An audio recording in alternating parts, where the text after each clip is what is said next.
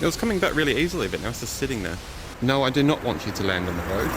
Stick my head out and go, ah. Hey guys, you ever been on a wine tour before? Because now we're going to go hop the fence and look for my drone. Your drone in the Mini series, the Mini 1, 2, 3 and 4, not being strong enough to get back to you is something that's very common, an everyday problem that someone will have to deal with at very least once in their lives. In this video, I'm going to show you my mistake and tell you what I should have remembered to do before going out and flying my drone. Step 1, observe the environment before you launch your drone. Assess how much is too much for my drone. Only giving very quick info, this is how much is too much for your drone. The Mini 1, around 28 kilometers an hour or more, headwind is too much, even flying in more than 2/3 of these suggestions, and you will struggle to fly the drone equally when facing different directions. For the Mini 2, don't go out in any wind something stronger than about 36. The Mini 3, a tiny bit more because they've perfected things by now, of around 38 kilometers an hour. If you want to know how many miles per hour that is, just remember a simple, quick method. Divide my number of kilometers by 3. So say the 38 is 13, then just under double that number. So 26, chop off 1, and that will equal around 25 miles per hour. Any more calculating than that is not worth the extra effort just to not miss it by 1 or 2 miles. The Mini 1 is the best beginner drone by far, the best value for money, but it's very weak to winds. And I'd recommend to all my friends to buy it for their first cheap but amazing quality learner drone, but just don't really fly it in nearly any wind at all. The Mini 2 had a major leap in handling headwinds. The Mini 3 could handle a little bit more, but about the most you could ever want to try and do while capturing something. And the Mini 4 has so little extra possibly needed benefit that it's not even worth comparing to the Mini 3 or even the Mini 5 when it comes out. The needed max wind tolerance has already been reached with the Mini 3 in my opinion. So anyways, in my story, what did I do wrong? How did I mess up? What can you make sure to do for that not to happen to you and to keep your drone alive in the future? Well, pretty much was an awesome summer weekend. I'd gone out water skiing with myself and half a dozen of my friends. I had a little bit too much fun, if you know what I mean. Driving the boat and water skiing, I was overly confident, and on our way home, for pretty much no reason at all, in heavy winds developing, I said, let's jump out of our car, hop over a private fence, run up to the top of a grassy hill, and just start flying my cool toy, this Mini 3, spontaneously. Show it off to you guys, show you how far away it can get from me, like 3 kilometers away from us in no time, and just not even think that when I turn around, I had a massive tailwind and now the headwind is in my face and the drone's struggling to come back. A bit embarrassing. Maybe I should have fought before I launched as usual. Just too much fun that day.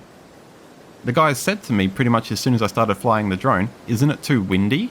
And I said, no, this little Mini 3 is amazing. The Mini 1, yeah, it can't handle much. The Mini 2, they did a lot better. The Mini 3, it's the best you ever need. This Mini 3 is invincible to winds. Not quite. I got the 3 kilometers away from me really easy, as you can see in this video, and it got back pretty easy, and the wind picked up to probably something like 40 kilometers an hour once the drone was getting back to this hill, because the hill that I was standing on was greatly capturing the wind behind me and giving the drone a very strong headwind. You'll see now in the video, which I'll try and coordinate with what I'm gas bagging about, once the drone gets up to about the 200 meter mark, this is when I just start to hit a brick wall. It was coming back really easily, but now it's just sitting there. So it was just hovering on the spot. I stood there for about 2 minutes trying to yell and scream at my drone to get it just to travel 4 more meters. If you look at the video here, you can see, look, that's all I needed. I'm so close to not landing on this highway. All I need is 4 more meters and I'll land here in the wine field. No, I do not want you to land on the road.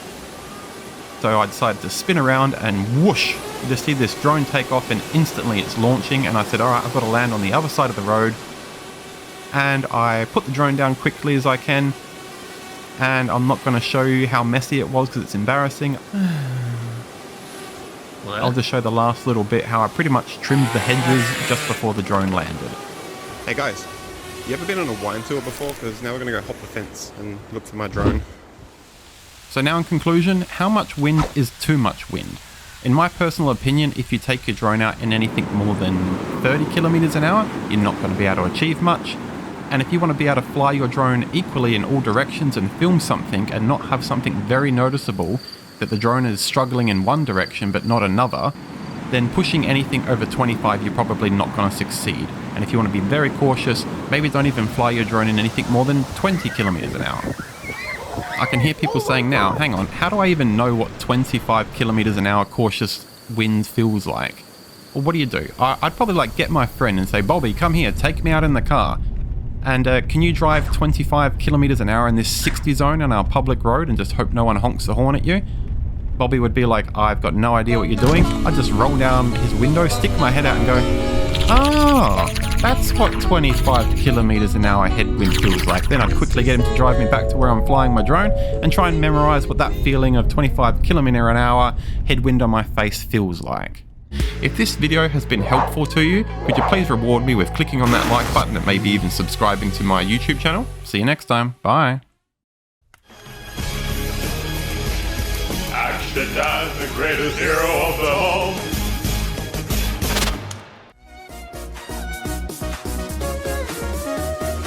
If you guys want to see another one of my drone videos, click on the link on the left. If you want to see something different, like one of my Aussie outdoor adventures, click on the link on the right.